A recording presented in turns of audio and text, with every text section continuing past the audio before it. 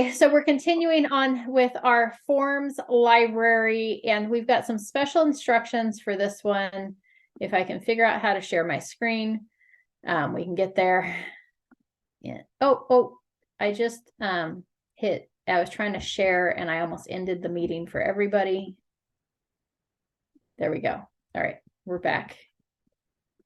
Anyways, forms library. So we are covering today, we have the AOAA, which is the assignment of agreement form. So we'll talk about that one here in a minute. And then our second form that we have is the ASA, which is the additional signature addendum. Oftentimes we end up using these on the same transactions, because what happens oftentimes with that AOAA form, which is the assignment of the agreement, is that we add somebody, like we're adding somebody to title because the first two people are adding somebody to the transaction because the first two people couldn't handle the purchase on their own and they needed a co-signer. So we use this assignment of agreement. There's lots of other reasons we utilize this, but when we add like a third person to the transaction, then we have to go with the ASA form, which is the additional signature addendum. So oftentimes we use these at the same time. However, sometimes we do not. And we have special instructions of how Realty One Fox wants to handle the additional signature addendum form to just make sure that we're covering all of our bases. So we'll talk about that as well. So let's talk about yes. That transaction that that family that I'm dealing with, where they have the three people, I'm doing the ASA. Should I be doing the other one as well? Or at what point does that one jump in? Yeah, so the AOAA form, which is what we're going to talk about first, is the assignment of agreement addendum. So this would just be not if you've already got that ASA, if we wrote the offer with three or more people, we use that ASA form. It's just if we're going to add somebody in the middle of the transaction or take somebody away halfway through the transaction, that's how we use the assignment of agreement form. Got it. Okay, thank you. Yeah. So if we started with it, we don't need the assignment of agreement, but the assignment of agreement can be used for multiple reasons. One, like I mentioned, we're in the middle of a transaction. We need to add somebody to it. We could use the assignment of agreement. If we are needing to remove somebody from the agreement, sometimes we write the offer with the husband and wife on there and the lender's like, oh, no, we just want the husband on the purchase agreement. We've got to take them off of here. We use the assignment of agreement form to take somebody off. The other way that you'll utilize this form is in a wholesale type transaction. If you've got somebody, an investor getting ready to purchase a transaction, and they've taken that transaction and sold it to a different buyer, we would use the assignment of agreement addendum to change the transaction and close out with the new buyer. So you can hand the whole transaction off to somebody else. I actually utilized this one time. I had buyers in contract on a property, and they couldn't complete the purchase. They got denied for their loan, but I had other buyers who had wanted this property. So I reached out to my other buyers and said, hey, do you want this? And you can move the whole agreement over to another buyer without it going back on the market. Our RPA specifies that you have the right to assign the agreement and that the seller actually can't prevent you from assigning that. So let me, I'll just show you where to find the check boxes on the purchase agreement for these forms. It's also, you'll see the ASA form on the listing agreement as well, because if you have multiple sellers on title, you would need that ASA form as well. So you'll see it on the listing agreement, but I'm just going to show you on the purchase agreement where it specifies these forms. So we have all those bonus forms at the beginning of our RPA. Trying to get to the meat of the actual RPA. If my internet will catch up to my brain, we would be good. Getting there. All right. So when we start getting down here into the grid of the RPA, on the second page here, so it'd be section 3K, this assignment request, and it defaults to 17 days. My default set up for 30 days. Like I usually have it match the escrow period. So whatever that escrow period is, I have this match, which means I can add or remove buyers or sellers or buyers to this contract at any time. But this assignment request is how the time period that you have to be able to add or subtract somebody from title, and the seller can't stop you as long as it's not costing the seller any money or delaying the close of escrow. So as long as we're not changing any of the time frames, we can assign this agreement as frequently as we want to. So that's where you find the assignment request, where we would use the AOAA form, is inside there. And down here at the end of the RPA, where the signature lines are,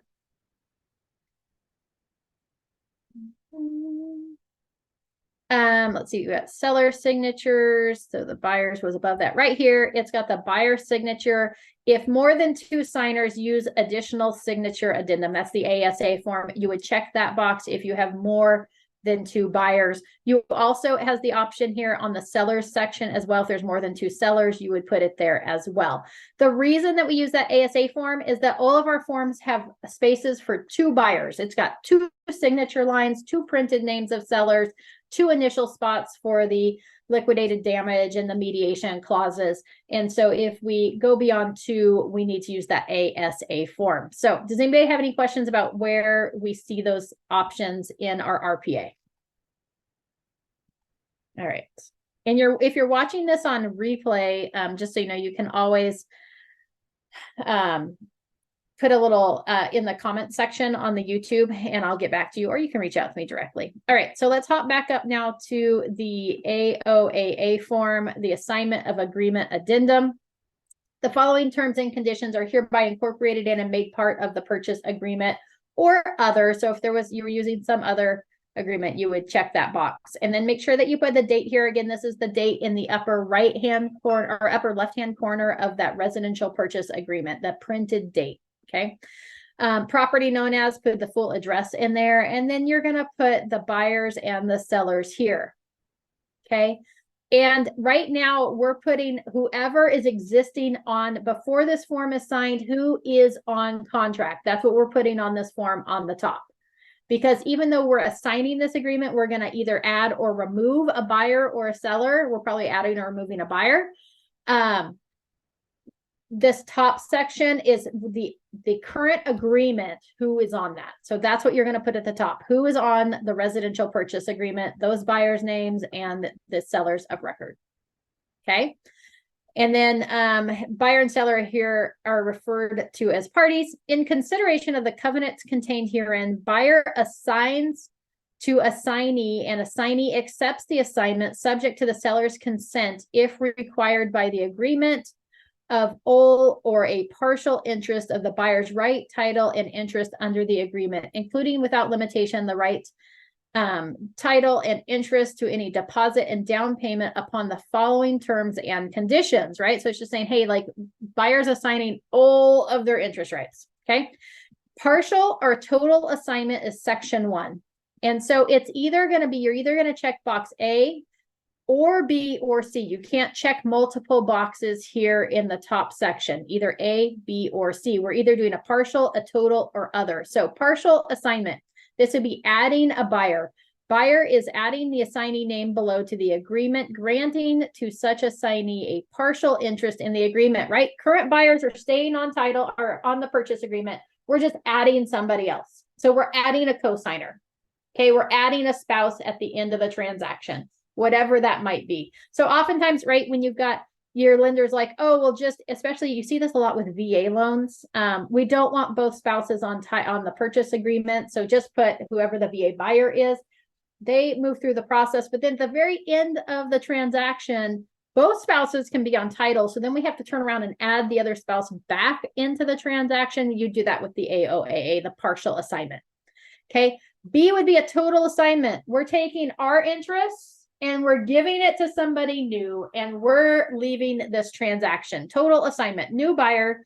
So replace the original buyers. Buyers assigning all of buyer's interest in the agreement to the assignee's name below. So 1 is partial, 2 is total. C is other assignment, replacing buyer and at least 1 original buyer remaining, or if you're deleting a buyer. So, right. So usually where we see C is that we're removing somebody from the contract. So A is partial assignment. We're adding somebody to the contract. B is the current buyers are stepping away and new buyers are taking over. And then C is we're taking somebody off, but some of the original buyers are staying on. Okay. Here in this assignment, replacing a buyer and at least one original buyer remaining, or deleting a buyer. Buyers being removed, we're going to put their name here. So if buyer 2 was being removed, we would put this here. Whoever is being removed is assigning all of that buyer's interest in the agreement to the new or remaining buyers. Assignee's name below. If we were, D is if we're adding somebody. So if we came up here and we either marked A, B, or part of C, maybe we're taking one buyer off and adding a new buyer. We could do that with C as well. So C is either we're taking somebody off or we're adding somebody and taking somebody off. You can use it either way. And so if we're adding another buyer, we would say, hey, we're adding buyer 3 here. That would be the new assignees' names. So if we checked box C, now we've got buyer 1 and buyer 2 on the original agreement. We're saying we're taking buyer 2 off, and now we're adding buyer 3. If we were just taking buyer 2 off, we would just leave this section blank. We would just say, hey, we're just removing buyer 2. We'd put it there. So that's how that works there. We're going to say buyer 3 there.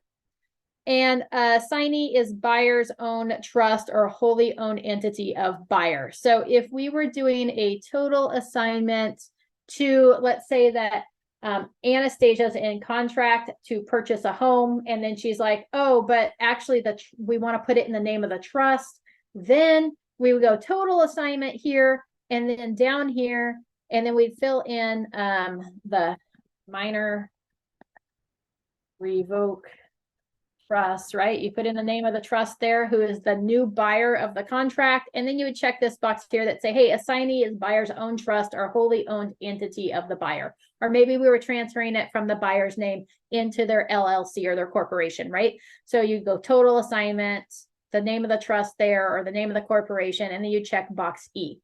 Okay. Does anybody have questions about this top section, section 1?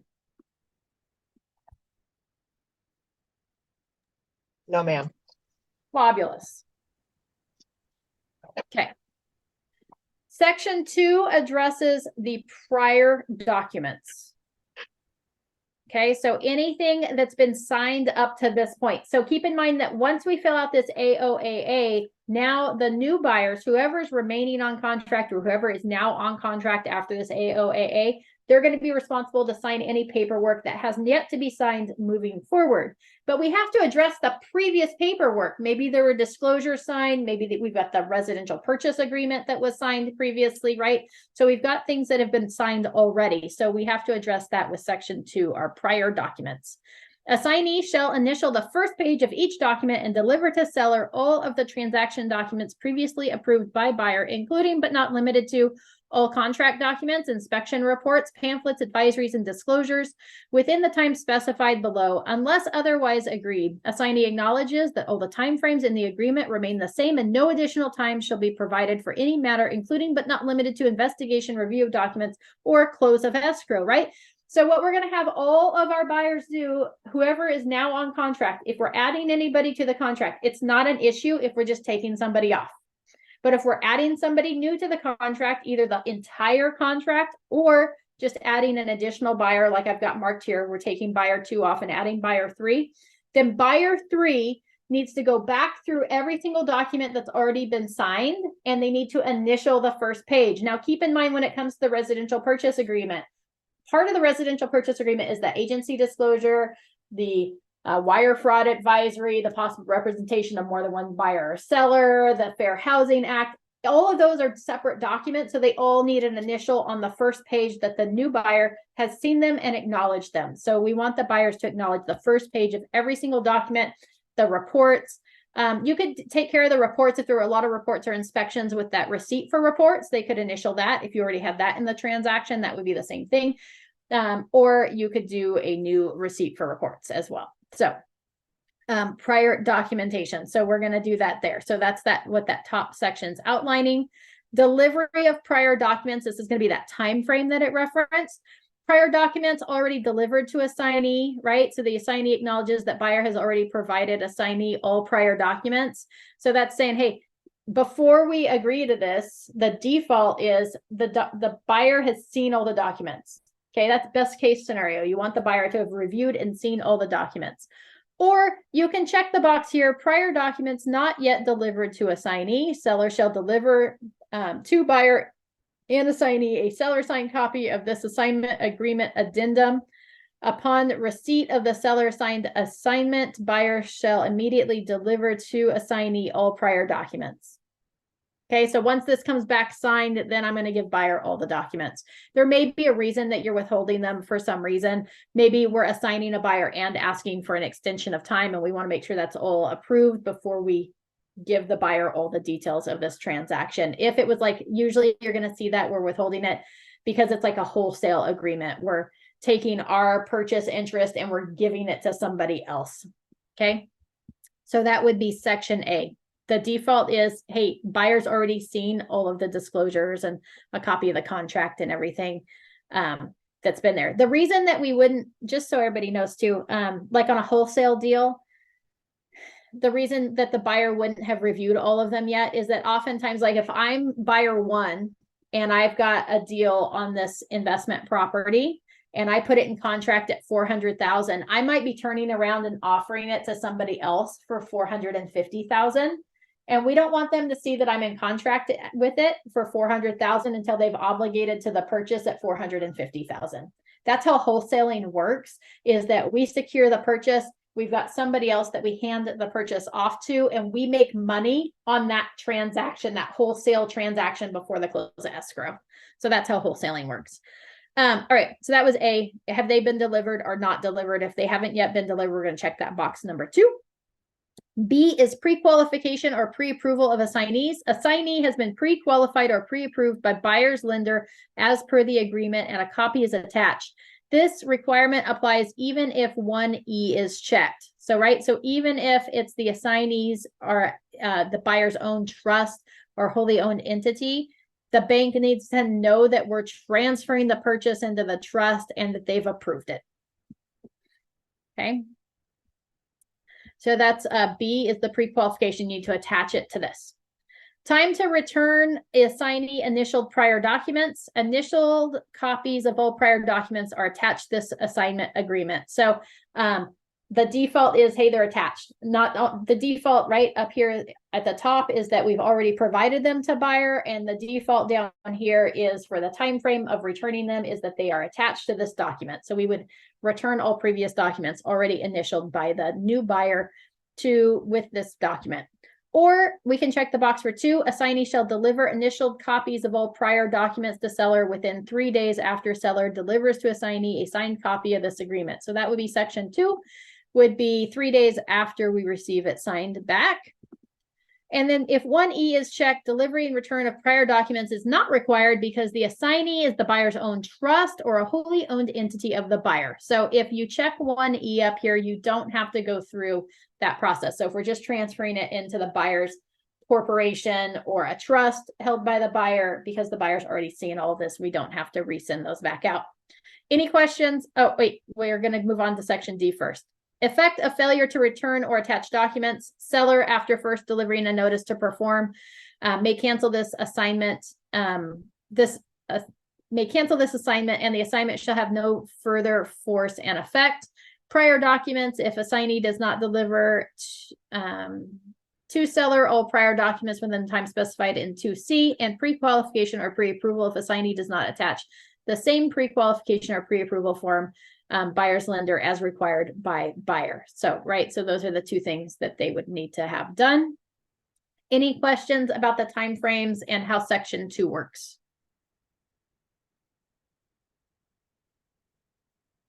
Fabulous. We will move on to section C. Consideration of assignment. Buyer has or received or will receive consideration from assignee in the amount of blank dollars or blank percent or whatever, right? So that would be A. Buyer has not received any monetary consideration from assignee for this assignment. For the most part, most of our most of our assignees are not going to get compensation. Oftentimes we're just adding a co-buyer, we're taking somebody off title. There's usually no money switching hands for that. But again, it comes back to this wholesale transaction. If the buyer is receiving consideration from the assignee for this, then you would put it in that amount there, which is why I don't remember who had it, but somebody had, oh, I think it was Shannon, had a transaction where we have an investor who is potentially wholesaling a property and had part of the agreement that they would not be disclosing what they're receiving from the buyer for if they assign the contract. So anyways, but you need to check one of those two boxes there. Either they're receiving it or they're not. For the most part, most of our transactions are going to be 3B. They're not receiving any monetary consideration. Assignee represents for the benefit of seller that assignee ratifies and approves as assignee's own acts, all prior approvals and acts of buyers pursuant to the agreement up to and including the date of this assignment, right? So they're just saying, hey, that we, everything that the prior buyer has agreed to, we are also agreeing to. That's all that's saying. 5 is assignee assumes and agrees to perform and observe all the obligations and covenants of buyer in the agreement to be performed after the date of this assignment. Like, hey, we're still holding true to everything that's in the contract date-wise. We're still planning to move forward and execute it in a timely manner. 6 is buyer acknowledges and agrees that notwithstanding seller's agreement to this assignment, buyer is not released from any obligations or covenants under the agreement, right? So the seller's going to agree the buyer's not released from their obligations. And then there's 7 is other terms here. Okay. Then we got 8 on the next page. Without releasing buyer from any obligations or covenants under this agreement and preserving all rights, remedies under the agreement in consideration of the covenants contained herein, seller consents to the foregoing assignment. Okay. So we're not releasing buyer from any of the previous obligations from the agreements or the rights or remedies.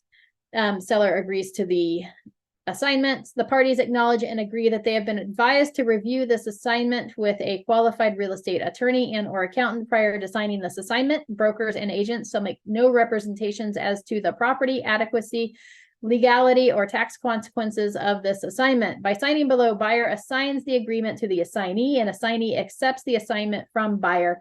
And buyer and assignee acknowledge that each has read, understand, and received a copy of and agrees to the terms of this assignment of agreement addendum.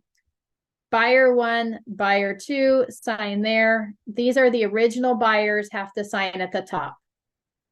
Okay, whoever the original buyers were. And then down here is where the new assignees sign down here. Okay, so buyers sign here, original buyers that were parties to this agreement up until we're trying to add, subtract, or hand this off to somebody. The original buyers sign up here. That means that we can't just like remove a buyer without them knowing, right? The buyer being removed actually has to sign that they're agreeing to be removed. Okay, and then any new people being added, sign down here. Now, if we're assigning to an entity, right? So if we've checked box E on 1E, then we would want to check this box here.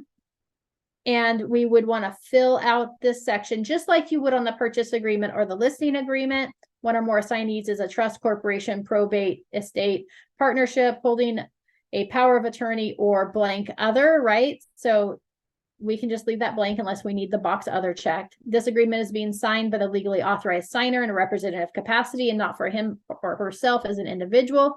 Legally authorized signer represents the entity for which the person is acting already exists and is in good standing to do business in California and shall deliver to seller and escrow holder within 3 days of signing evidence of authority to act in that capacity. The name of the legally authorized signers are, here's where you would put like buyer 1, if we're handing it off to a trust, right?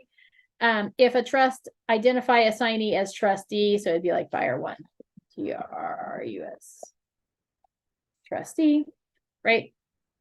Or it could be co-trustee. If you had 2 of them, it'd be co-trustees, right? Jane Doe co-trustee or Doe revocable family trust. If the entity is a trust under probate, the following is the full name of the trust or probate case, right? The only time this comes into play is if it's going to be a trust, then we would put, you know, like the minor revocable trust. There, right? Or a living trust, or whatever the full name of the trust is, you would put it there. And then that way buyer can sign that. We're just gonna, it's gonna look very similar because it's still gonna be buyer one and buyer two signing it if we're just putting it in their trust, but now it's gonna say buyer one co-trustee and buyer two co-trustee. So that would be the difference there. If it was a like an LLC, then the difference would be that buyer three would be it would be like, hey, we're assigning it to, it'd be a total assignment up here, and then we would put like home buying LLC is the assignee's names, and then we would check this box here for E, and then down here at the end we would put the name. So maybe this is still buyer one, right? There's still the name of the legally authorized signer and buyer two. But then, and then because we already said what the name of the assignee is, we don't have to redo it down here. Okay, does that make sense to everybody, how we did that? How we would use the entity. It's the same way that you'd use it on the RPA. Okay. By signing below, seller consents to the assignment and acknowledges that the seller has read, understand, and received a copy and agrees to the terms of this assignment of agreement addendum. Seller signs there. If the assignment is not signed here, if they don't agree to it, except assignment not accepted, then the seller would initial here. This assignment was not accepted by the seller on blank date. Seller's right to disprove an assignment, if applicable, is established in the agreement. Okay, so so that really, the only way that the seller has the right to disprove it, we can go back and look at the RPA here in a minute, would be if it falls without that time frame. That's why I always increase the assignment of agreement time frame to the end of the contract. Because if we pop back over to the residential purchase agreement, we scroll down to that page 2 of the grid where it's up here, okay, assignment request, it's paragraph 23. So let's hop over to paragraph 23. In case you guys are wondering what all those numbers are, maybe you've never really paid attention to them, right? This is the reference for the contract of this item of the grid. So we were up here at K. So this is 3K because at the top of the grid, this is section 3 and then 3A, B, C, D, right? So we go down. So this is 3K.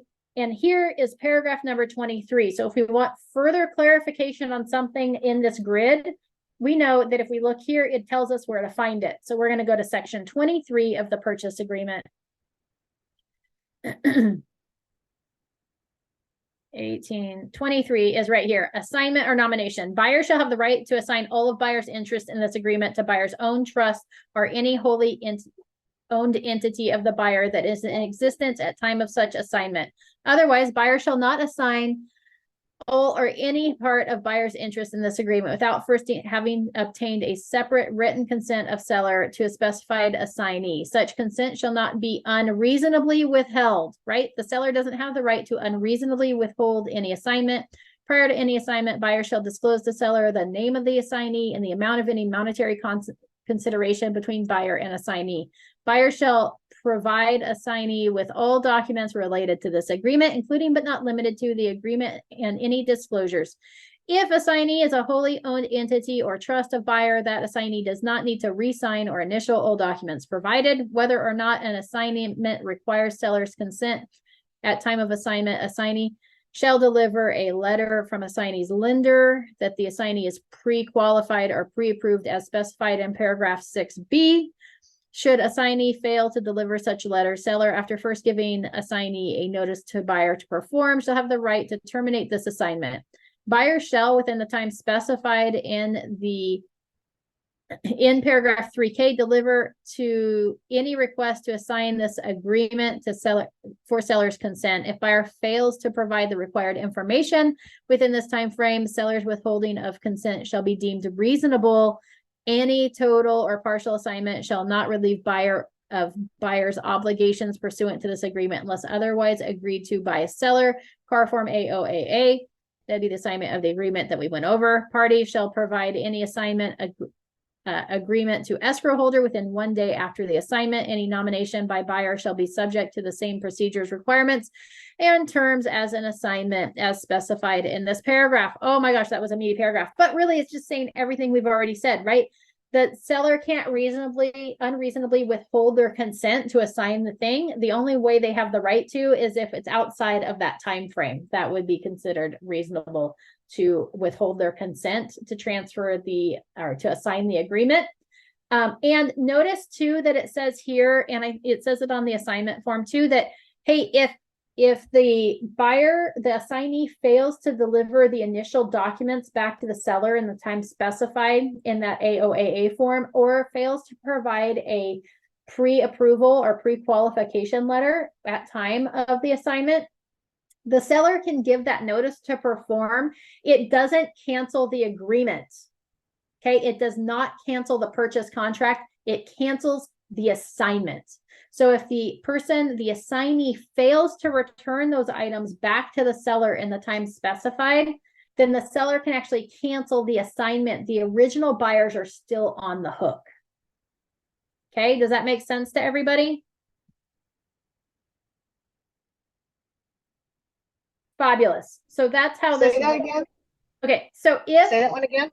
Yeah, so if the assignee fails to provide the pre-approval or pre-qualification letter as specified in the assignment, or fails to return the previous documents, all the documents that have been signed up to this point with their initials on the first page of each one within the time specified on that AOAA, the seller can provide a notice to perform to the assignee to get those documents. And after 2 days, if the assignee hasn't, the seller can't cancel the agreement at that time. They can't cancel the purchase contract. They are canceling the assignment. So it reverts back to the original buyers. And the original buyers are on the hook for that. Okay.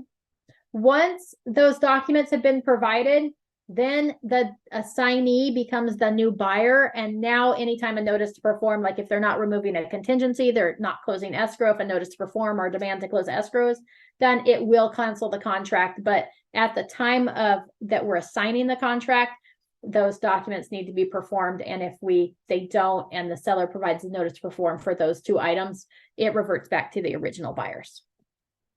All right. That is our assignment of agreement addendum. Okay, and that's where you find the details for that in your purchase contract. Any questions about the AOAA form before we move on to the ASA? All right, moving to the ASA. So again, the additional signature addendum is utilized anytime we have more than 2 buyers or more than 2 sellers. Because on all of our forms, there are only 2 lines to sign, and paralegal says that it's not appropriate to add additional people to the existing signature lines, that we need to use the ASA form. That's why it was created.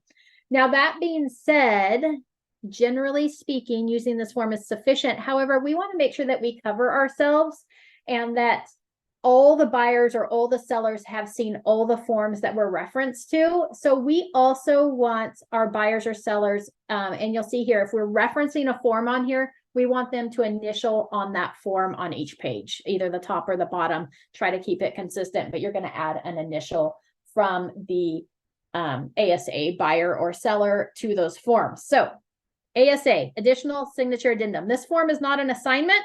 It should not be used to add new parties after a contract has been formed, right? If we're adding new parties, we use the AOAA.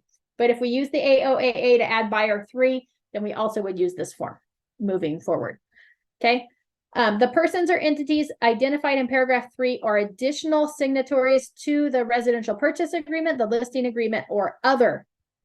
Okay. So oftentimes, like if we were writing an offer and we had 3 buyers, we're going to check this box here for the residential purchase agreement. We're also going to check the box for other, because with that residential purchase agreement, there's 20 other forms, right? There's the agency disclosure, there's the PRBS, there's the RPA, there's the FVAC, and there's the BIA, right? The Buyer's Inspection Advisory, right? So, and there's probably something else too. Let's see what else we've got here. Oops. So, right. So we're going to put any forms that are referenced on there are going to be on this form. Let's see. Right. So the avid, the whatever. So anytime we reference anything, we're going to put it on here. Okay. The initial one is going to be with the purchase agreement checked as well, because we're including that purchase agreement. I'm just trying to get back to the right forms. There we go. All right. We're going to say that. Right. So it'd be purchase agreement plus the agency disclosure and the wire fraud advisory and the PRBS and the FBAC. We don't have to restate the RPA here because it's already stated above. Okay. And then we would put in the date here. Again, this date's going to be the date that these documents were created. So the date on the upper left-hand corner, the first page of the purchase agreement. So usually that's going to be today's date because we're drawing them up at the same time. Okay. Here is where we're going to put all of the buyers' names. If we're doing it to the purchase agreement, all buyers go here. If it was for the listing agreement, we have multiple sellers, then all the sellers would go first. That's why you have boxes to check on both of these sections for buyer, seller, landlord, tenant, or other, and buyer, seller, landlord, tenant, or broker or other, right? Because we're going to add those. So if this was the listing agreement and we had more than one or more than two sellers, we would check that, hey, this is the listing agreement and other, because oftentimes there's other forms with the listing agreement. You got that agency disclosure and the PRBS, right? You've got all that stuff, the seller information advisory, all those things are part of that listing agreement. So we want to make sure to fill those out. But then the seller would go first and then the broker would go second, right? This is an agreement. The listing agreement is between the seller and the broker, or maybe, I know you guys are like, you're confusing me. It's all right. So maybe instead of the purchase agreement, maybe we're sending out that BRBC form, right? That broker's representation and buyer compensation form, the BRBC. So maybe we're sending that out. And with the BRBC comes the agency disclosure. Oops, agency disclosure. And I can't think of if there's any other forms with that BRBC, but anything that's included with that BRBC that you're sending out would go here. So maybe at the initial, it's the BRBC and the agency disclosure. Here is where we would put the buyer's name. So let's say we're going to put all the buyers. So we have buyer 1, buyer 2, and buyer 3. Maybe for kicks, we'll have 4 buyers. So we're going to say buyer 4, right? So we're going to put all the buyers on that line. We're going to check the box for buyer. Because this is to the BRBC, it's between me and them, right? It's between the broker and my clients. So here I'm going to put the broker. So this is where I put Realty One Group Fox, right? So you'd put it there. So that's how you would do like the BRBC. Same thing goes for the listing agreement, except instead of buyers 1 through 4, it'd be sellers 1 through 4. And then you would put the broker here. Okay. If it's to the residential purchase agreement, and then whatever forms come along with that. Why do you hate me? All right, there we go. Then it would be between the buyer and the seller. So does everybody understand that? If we're doing the listing agreement or the BRBC or a modification of terms, right? We're changing any of the terms of that listing agreement or that BRBC. It would be between the client, whether it's the buyer or the seller, and the broker, versus if we're doing the residential purchase agreement or disclosures or anything, then it would be between the buyer and the sellers. Okay. Seller 1, seller 2. Worst case scenario is you've got like 4 sellers and 4 buyers and you're using these on both sides. But that's how you fill out that top section. By signing below, the undersigned acknowledge receipt of the document identified above and, except as specified below, agrees to the terms, conditions, representation, and disclosures in that document. So here's where you would put, we've got 4 buyers up here. So our additional signer is a buyer. The printed name, this would be buyer 3, right? And then the signature goes here. Okay. Actually, the signature goes down here. It would just be if applicable by, that would be like if buyer 3 was a trust or an LLC, then you would put, you know, the buyers, whoever's signing and their title. So if it's a representative signature capacity disclosure, then that would go there. Otherwise, you're going to leave that blank. If the document identified above contains liquidated damages or arbitration clause, which was initialed by 1 or more parties, then they need to fill out this section here, right? They need to initial that they agree or do not agree with the liquidated damages provision, or they agree or don't agree to the disputes in accordance with the arbitration provision. So keep in mind that, remember, for an agreement to be valid, We need all parties to either agree or not agree to those two clauses, and they could be separate, right? Everybody could agree to liquidated damages, and then we all agree to not agree with the arbitration provision, or vice versa, or we don't agree at all, right? But it all needs to be the same in order to have a completed agreement. Here's where that buyer 3 would sign and date is down here. And then we also have buyer 4. So we're going to put in buyer 4 here.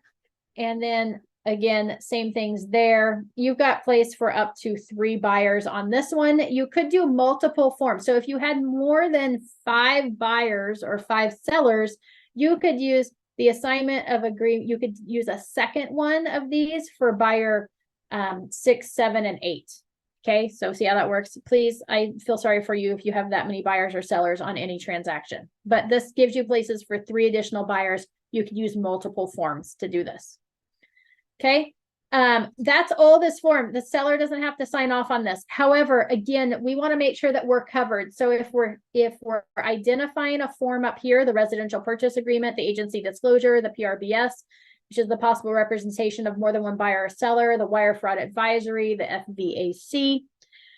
So if our buyers are agreeing to that, we're going to also include those forms, because we're usually sending this all out for signatures at the same time. Buyer 3 and buyer 4 are going to get initial marks on every page of those agreements, so that they're initialing that they've seen each and every page, not just that they're agreeing to it, but that we've got their initial on the page, to make sure that we're covered and that they didn't just see this form and not look and read anything else. Does that make sense to everybody? Yes. Okay. It's not required by this document, but it's required by Realty One Group Fox. Okay. So we're going to use this form and have them initial each page. If, let's see, this is the initial forms, and then maybe we have them signing some seller disclosures, we would uncheck this residential purchase agreement. We would check this, and I usually just throw whatever date is on like the TDS or the SPQ, whichever one it is. We put that date in here, and now you're just going to update this. So I use the same additional signature addendum throughout the entire transaction. I just come in here and update the forms. Now we have the TDS, the SPQ, the NHD signature page, signature page, the SBSA, the WHS, water heater, smoke detector. We have, you know, whatever else they must, maybe it's a seller counter offer, right? So you would just update this with whatever forms are being included in that next packet. So you could like really only have maybe 3 of these through the whole transaction, once for the purchase, once for all the disclosures, and once at the end for the verification of property condition and any random things. Or you also maybe want to do like the receipt. I would highly recommend doing a receipt for reports instead of having them sign each page, although they're still going to have to initial the front of each page showing that they did receive that. So there, right? So each time I send out a new signature packet, I just include this additional signature addendum, and I just update this line item and the date, and then I leave everything else the same. Okay, any questions about that ASA form?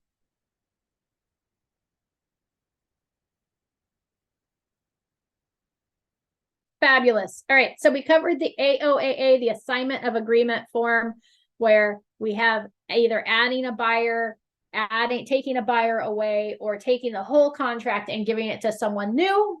That's the AOAA form. Keep in mind that the new assignee has to perform 2 tasks in order for it to be valid. The buyer has to include a pre-approval or a pre-qualification from the existing buyer's lender saying that they're allowed to do this. Or, you know, if it's going to be like an all cash transaction, then you'd probably want proof of funds there, but it doesn't specify that. And then the second item that the assignee needs to complete is they need to initial the first page of every document that's been signed up to that point, and they must return it to the seller. The default on that assignment agreement is with that agreement, that assignment agreement. You can change it though to be 3 days after, so it's up to you. So that's the AOAA form, the assignment of agreement form addendum. It's an assignment of agreement addendum, which is why there's two A's. And then we also have this additional signature addendum for any time we have more than two sellers or more than two buyers. We use this ASA form to giving them a place to sign and acknowledge the documents. In addition to this form, we also want their initials on every single page for the items that they're acknowledging that they are signing. So they're signing this form and then acknowledging each page. Okay. Any other questions before we finish up for the day? Pretty much the same When the ASA, where do you put like initials for that third buyer on the documents, or they don't have to sign all the other documents? Yeah, so our broker at Realty One would like them to initial each of the other documents. Per this form, they don't have to. Per the form, them signing this is them acknowledging that, hey, they've seen this, they've read those forms. It says it right here. By signing below, they acknowledge a receipt of the document identified above, and except as identified below, they agree to the terms, conditions, and representation and disclosures in that document. So they're signing that they agree to it, but we're taking it a step further just to cover you and make sure that you're protected in the case that somebody comes back and says, well, I didn't see that form. And we say, oh, well, it's right here, it's specified. And then we're like, I didn't know what a TDS was. Well, so we want them to initial somewhere on that. It doesn't have to be by the signature line. It can be like on the top corner of each page. It could be on the bottom corner of each page. It really doesn't matter. Just somewhere on that page, that buyer initials each page. What I did was, if there was a spot to put the third buyer on a form where I could put their name and a signature and a date, I would do it. And then on the other ones, I would put just an initial. Yeah. So I thought I was overdoing it, but I guess I'm not. I guess how they would. So I'm better to be over doing it than underdoing it, right? Yes. Yes. Okay. Better to over than under. So that's our theory moving forward. We still want to use the additional signature addendum because it specifies that specifically, hey, we agree to this, but we also want them to initial each page. Okay. Cool. Yeah.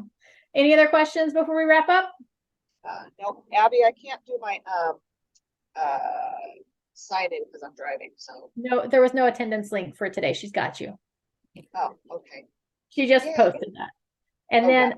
then let's see if I have it updated for next week. Oh, there's going to be a change in the schedule next week. Sorry. Tuesday, we're talking about buyer's contract to close. Session 1, I think we have a couple sessions of that. On Wednesday, we're doing session 2 of the buyer's contract to close, but that's going to be changed. So stay tuned to that. I'm going to try to swap out with title if they're available for that. And then on Thursday, we're training on the AAAA and the ABA forms. So that'll be next week, but I do need to change up Wednesday a little bit. So stay tuned for the slight change to the Wednesday schedule. All right. Cool. Fabulous. See you all next week. Oh, remember on Tuesday too, it's Tuesday 10:30. We changed the time. Yes, ma'am. Fabulous. Got it. All right. Talk to you soon. All right. Have a fabulous day.